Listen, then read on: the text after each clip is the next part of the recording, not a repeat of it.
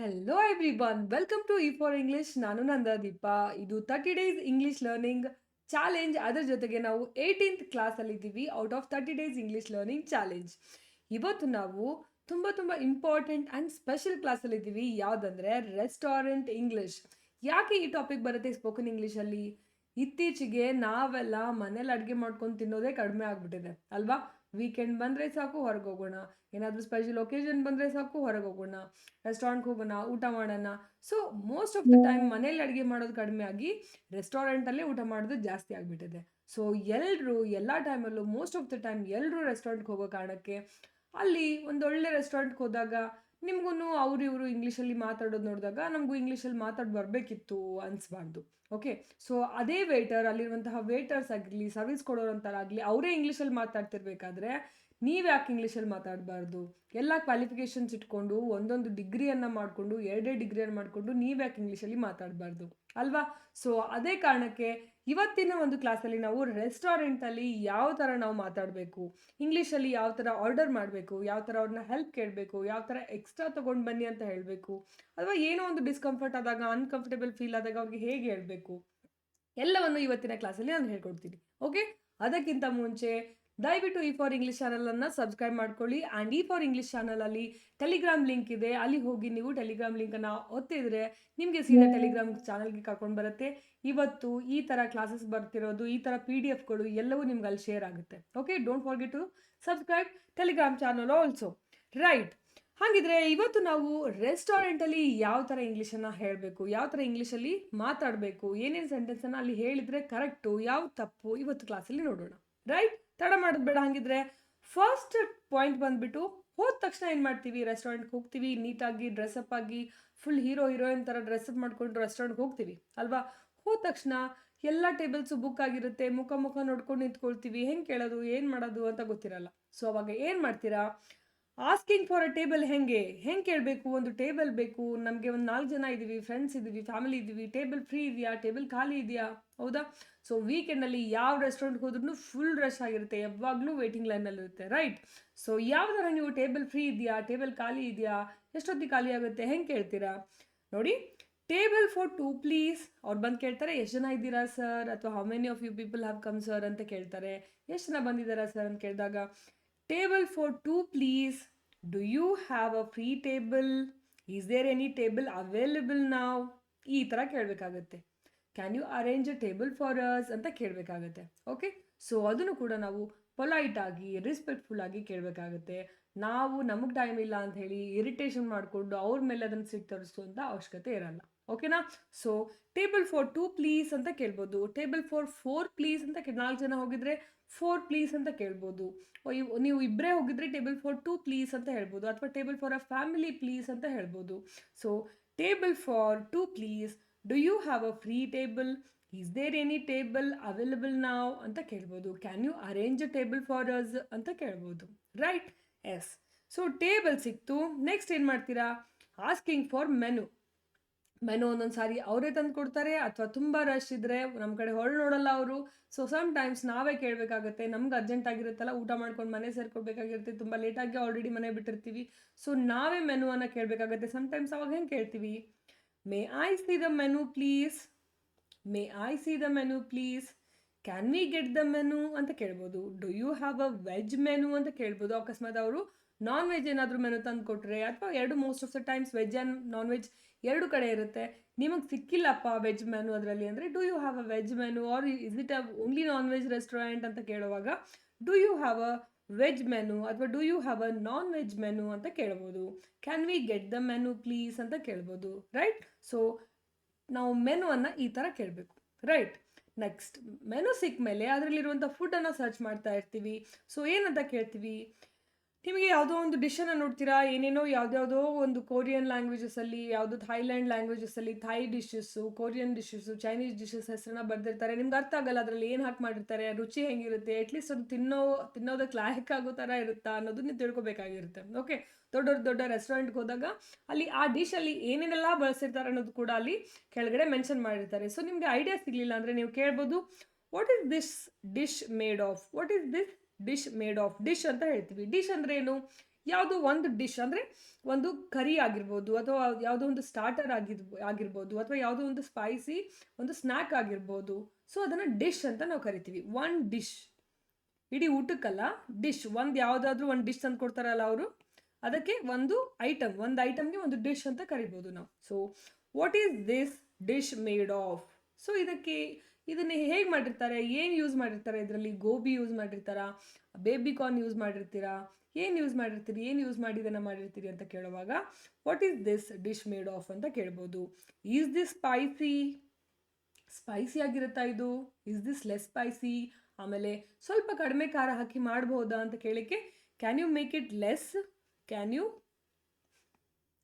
Make it less spicy ಅಂತ ಕೇಳ್ಬೋದು. ಓಕೆನಾ? Can you make it less spicy ಅಂತ ಕೇಳ್ಬೋದು. ತುಂಬ ಜನ ಏನಾಗಿರುತ್ತೆ, ತುಂಬ ಖಾರ ತಿನ್ನೋರು ಇರ್ತಾರೆ.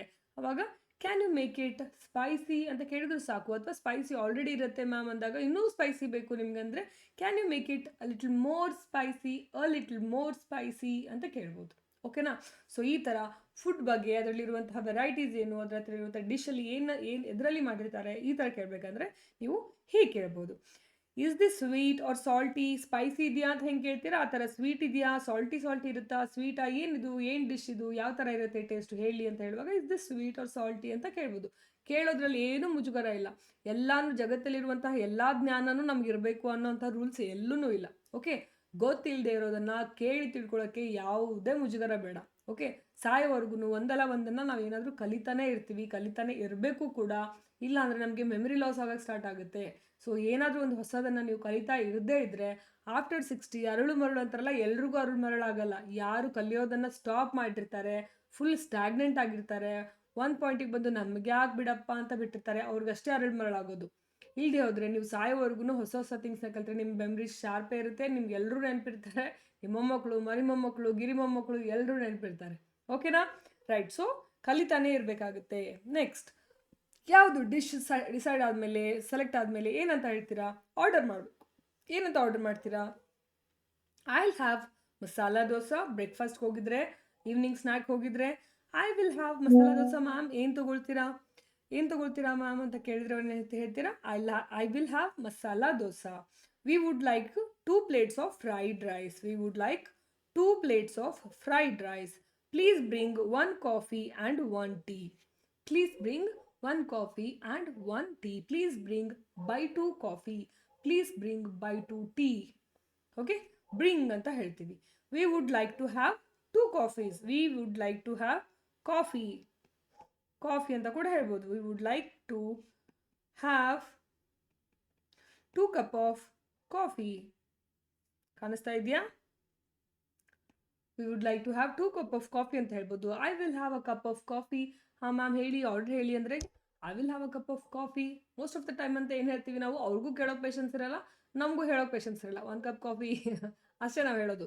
1 ಕಾಫಿ, ಬೈ 2 ಕಾಫಿ, ಇಷ್ಟೇ ನಾವು ಮಾತಾಡೋದು ವೇಟ್ರಸ್ ಜೊತೆಗೆ ಅಲ್ವಾ.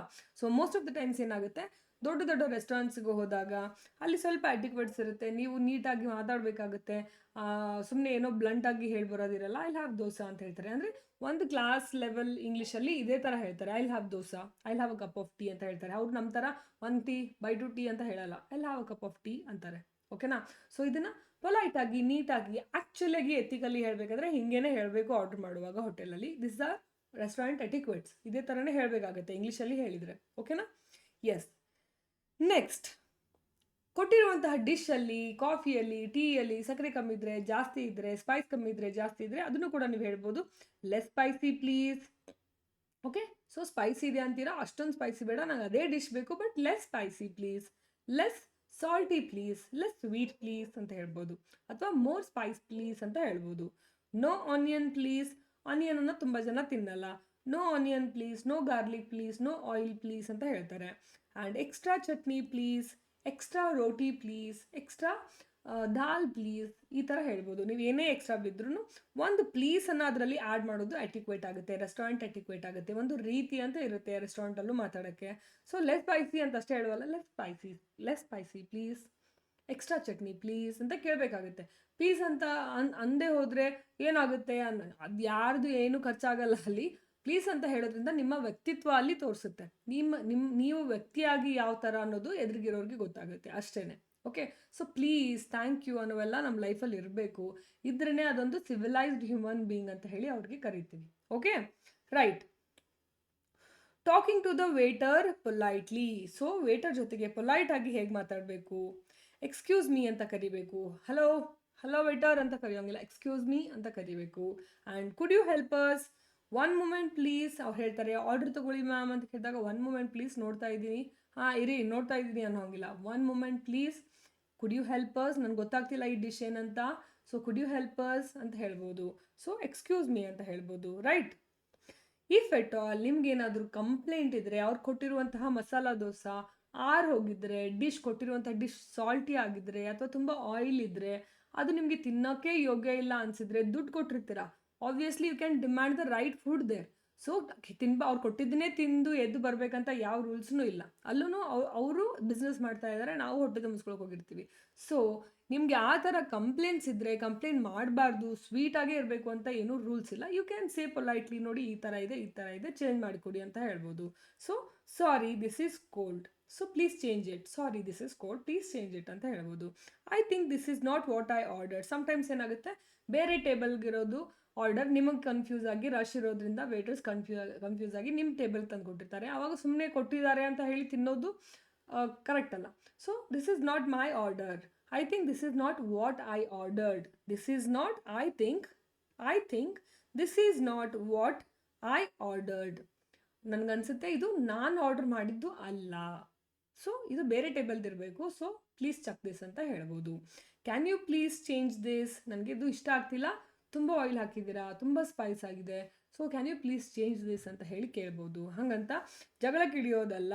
ಅಕಸ್ಮಾತಾಗಿ ಅವರು ಕೂಡ ಅದೇ ಸಂಯಮದಿಂದ ನಿಮ್ಮ ಜೊತೆ ಮಾತಾಡಿಲ್ಲ ಅಂದರೆ, ಅದೇ ರೆಸ್ಪೆಕ್ಟಿಂದ ಮಾತಾಡಿಲ್ಲ ಅಂದರೆ, ಅವ್ರು ನಿಮ್ಮನ್ನು ಡಿಸ್ರೆಸ್ಪೆಕ್ಟ್ ಮಾಡಿದರೆ, you can equally argue there. But when it comes to ನೀವು ನಿಮ್ಮ ಕಡೆಯಿಂದ ಶುರು ಆಗುವಾಗ ನೀವು ಪೊಲೈಟಾಗಿ ಮಾತಾಡಿ. ಎದುರುಗಡೆಯಿಂದ ಆ ಥರ ಬರ್ತಾ ಇದ್ದರೆ ಅದು ಬೇರೆ ವಿಚಾರ, ರೈಟ್. ಸೊ ಕಂಪ್ಲೇಂಟ್ ಮಾಡುವಾಗಲೂ ಕೂಡ ನಾವು ಪೊಲೈಟಾಗಿ ಸ್ಟಾರ್ಟ್ ಮಾಡಬೇಕಾಗುತ್ತೆ. Next, yes asking for more items. Can I get some water? ಎಲ್ಲ ಕೊಟ್ಟಿರ್ತಾರೆ, ವಾಟರ್ ಕೊಟ್ಟಿಲ್ಲ ಅಂದ್ಕೊಳ್ಳಿ, ಅಥವಾ ಕೊಟ್ಟಿರೋದು ಖಾಲಿ ಆಗಿದೆ ಅಂದ್ಕೊಳ್ಳಿ. Can I get some water ಅಥವಾ can I get some more water ಅಂತ ಕೇಳ್ಬೋದು. ಪ್ಲೀಸ್ ಬ್ರಿಂಗ್ ಎಕ್ಸ್ಟ್ರಾ ಪ್ಲೇಟ್ಸ್ ಅಂತ ಕೇಳ್ಬೋದು. ಒನ್ ಮೋರ್ ರೋಟಿ ಪ್ಲೀಸ್ ಅಂತ ಕೇಳ್ಬೋದು. ಓಕೆನಾ? One more juice please, one more coffee please ಅಂತ ಕೇಳ್ಬೋದು. ಒನ್ ಮೋರ್ ಅಂತ ಬಳಸಬೇಕಾಗುತ್ತೆ. ಪ್ಲೀಸ್ ಬ್ರಿಂಗ್ ಎಕ್ಸ್ಟ್ರಾ ಪ್ಲೇಟ್ಸ್ ಅಂತ ಬಳಸಬೇಕಾಗುತ್ತೆ. ಓಕೆನಾ?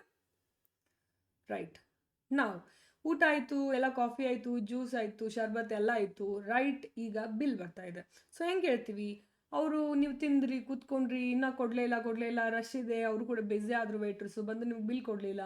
Can I get the bill please ಅಂತ ಕೇಳ್ಬೋದು. Excuse me, can I get the bill please ಅಂತ ಕೇಳ್ಬೋದು. ಅಥವಾ just excuse me, hello, bill please ಅಂತ ಕೇಳ್ಬೋದು. ಅವ್ರು ಬಂದು ಬಿಲ್ ಕೊಡ್ತಾರೆ. Do you accept UPI or card? ನಾವು ಯೂಶ್ವಲಿ ಇದನ್ನ ಅಷ್ಟೇ ಯೂಸ್ ಮಾಡ್ತೀವಿ. UPI ಆರ್ ಕಾರ್ಡ್ ಅಂತ ಕೇಳ್ತೀವಿ. ಅವ್ರು ಎಸ್ ಸರ್ ಬೋತ್ ಅಂತ ಹೇಳ್ತಾರೆ. ಸೊ ಸ್ಕ್ಯಾನರ್ ತೊಗೊಂಡು ಬನ್ನಿ ಅಂತ ಹೇಳ್ತೀವಿ. ಸೊ ನಾವು ಇಂಗ್ಲೀಷಲ್ಲಿ ಫುಲ್ ಸೆಂಟೆನ್ಸ್ ಹೇಳಬೇಕಂದ್ರೆ, do you accept UPI or card? Accept, ಯಾವುದನ್ನು ನೀವು ಎಕ್ಸೆಪ್ಟ್ ಮಾಡ್ತೀರಾ, ಯಾವುದನ್ನು ಒಪ್ಕೊಳ್ತೀರಾ? ಆ್ಯಸ್ ಅ ಕ್ಯಾಶನ್ನು, ದುಡ್ಡಾಗಿ ನೀವು ಯಾವುದನ್ನು ಒಪ್ಕೊಳ್ತೀರಾ, UPI ಆಗಿ ಒಪ್ಕೊಳ್ತೀರಾ, ಕಾರ್ಡನ್ನು ಒಪ್ಕೊಳ್ತೀರಾ. ಸೊ ಎಕ್ಸೆಪ್ಟ್ ನಾನು ಎಕ್ಸ್ಪ್ಲೇನ್ ಮಾಡಿದ್ದೀನಿ. ಇನ್ಸ್ಟಾಗ್ರಾಮ್ ಚಾನಲಲ್ಲಿ ಕೂಡ ಇದ್ರ ಬಗ್ಗೆ ಒಂದು ವಿಡಿಯೋ ಮಾಡಿದ್ದೀನಿ. ಎಕ್ಸೆಪ್ಟ್, ಎಕ್ಸ್ಪೆಕ್ಟ್, ಮೂರು ಬೇರೆ ಬೇರೆ ಅಂತ ಹೇಳಿ. ಸೊ ಇನ್ಸ್ಟಾಗ್ರಾಮ್ ಯಾರ್ಯಾರೆಲ್ಲ ಫಾಲೋ ಮಾಡಿಲ್ಲ, E4English ಅಂತ ಹೇಳಿ ಹುಡುಕಿದ್ರೆ ನಿಮಗೆ ನನ್ನ ವಿಡಿಯೋಸ್ ಅಲ್ಲಿ ಸಿಗ್ತವೆ. ಸೊ ಚಿಕ್ಕ ಚಿಕ್ಕ ಟಾಪಿಕನ್ನು ವಿಡಿಯೋಸ್ ರೀಲ್ಸ್ ಮಾಡಿ ನಾನು ಕೊಟ್ಟಿದ್ದೀನಿ ಅಲ್ಲಿ. ಸೊ ಆ ಒಂದು ರೀಲಲ್ಲಿ ಇದ್ರೂ ಕೂಡ ಎಕ್ಸೆಪ್ಟ್, ಎಕ್ಸ್ಪೆಕ್ಟ್ ಮೂರು ಯಾವ ರೀತಿ ಚೇಂಜ್ ಆಗುತ್ತೆ ಅಂತ ಹೇಳಿ ವಿತ್ ಎಕ್ಸಾಂಪಲ್ ನಾನು ಎಕ್ಸ್ಪ್ಲೇನ್ ಮಾಡಿದ್ದೀನಿ. E4Englishನ ಇನ್ಸ್ಟಾಗ್ರಾಮ್ ಚಾನಲನ್ನು ಕೂಡ ನೀವು ಫಾಲೋ ಮಾಡ್ಬೋದು. Next, leaving the restaurant politely. ಆಯಿತು, ಬಿಲ್ ಪೇ ಮಾಡಿದರೆ, ಎಲ್ಲ ಪೇ ಮಾಡಿದ್ದೀರಾ, so thank you, the food was good. ಅಕಸ್ಮಾತ್ ಫುಡ್ ಚೆನ್ನಾಗಿದ್ರೆ thank you, the food was good ಅಂತ ಹೇಳ್ಬೋದು. ಎವ್ರಿಥಿಂಗ್ ವಾಸ್ ನೈಸ್ ಅಂತ ಹೇಳ್ಬೋದು. ಅಥವಾ ಸಮ್ಟೈಮ್ಸ್ ಅವರೇ ಬಂದು ಕೇಳ್ತಾರೆ, ಫೀಡ್ಬ್ಯಾಕ್ ಕೊಡಿ ಮ್ಯಾಮ್, ಫೀಡ್ಬ್ಯಾಕ್ ಹೇಗಿತ್ತು ಹೇಳಿ ಅಂತ ಹೇಳಿ ಏನಾದರೂ ನಿಮ್ಗೆ ಬರೆಯೋ ಕೊಡ್ತಾರೆ. ಅಥವಾ ಎಲ್ಲೋ ಒಂದು ಆ್ಯಪಲ್ಲಿ ನಿಮಗೆ ರಿವ್ಯೂ ಕೊಡೋಕೆ ಹೇಳ್ತಾರೆ. ಸೊ ಅವಾಗ thank you, the food was good ಅಂತ ಹೇಳ್ಬೋದು. ಎವ್ರಿಥಿಂಗ್ ವಾಸ್ ನೈಸ್ ಅಂತ ಹೇಳ್ಬೋದು. ಹ್ಯಾವ್ ಅ ಗುಡ್ ಡೇ ಅಂತ ಹೇಳ್ಬೋದು. ಆ್ಯಂಡ್ ನಾಟ್ ನೆಸೆಸರಿಲಿ ಎಲ್ಲ ಪಾಸಿಟಿವೇ ಇರಬೇಕು ಅಂತಲೂ ಇಲ್ಲ. ನಿಮ್ಗಲ್ಲಿ ಇಷ್ಟ ಆಗಿಲ್ಲ ಅಂದರೆ ಕ್ಯಾನ್ ಬಿ ಇಂಪ್ರೂವ್ಡ್ ಅಂತ ಹೇಳ್ಬೋದು. ಫುಡ್ ಕ್ಯಾನ್ ಬಿ ಇಂಪ್ರೂವ್ಡ್ ಅಂತ ಹೇಳ್ಬೋದು. ಅಥವಾ ಸರ್ವಿಸ್ ಲೇಟ್ ಇದ್ದರೆ ಸರ್ವಿಸ್ ಕ್ಯಾನ್ ಬಿ ಇಂಪ್ರೂವ್ಡ್ ಅಂತ ಹೇಳ್ಬೋದು. ಓಕೆ, ಅಥವಾ ರೆಸ್ಟೋರೆಂಟ್ ಕ್ಲೀನ್ ಆಗಿಲ್ಲ ಅಂದರೆ, ನಿಮಗೆ ಅನ್ಹೈಜಿನಿಕ್ ಅನಿಸಿದರೆ ರೆಸ್ಟೋರೆಂಟ್ ಕ್ಯಾನ್ ಬಿ ಕ್ಲೀನ್ಡ್, ಅಥವಾ we expect a clean restaurant ಅಂತ ಹಾಕ್ಬೋದು, ಅಥವಾ we expect a hygienic restaurant ಅಂತ ಹಾಕ್ಬೋದು. ಸೊ ಹೈಜಿನಿಕ್, ಕ್ಲೀನ್ ಅಂತ ಹೇಳಿ ಕೂಡ ನೀವು ರಿವ್ಯೂವನ್ನು ಕೊಡ್ಬೋದು ಅಕಸ್ಮಾತಾಗಿ ನಿಮಗೆ ಡಿಸ್ಕಂಫರ್ಟ್ ಫೀಲ್ ಆಗಿದ್ದರೆ. ಓಕೆನಾ?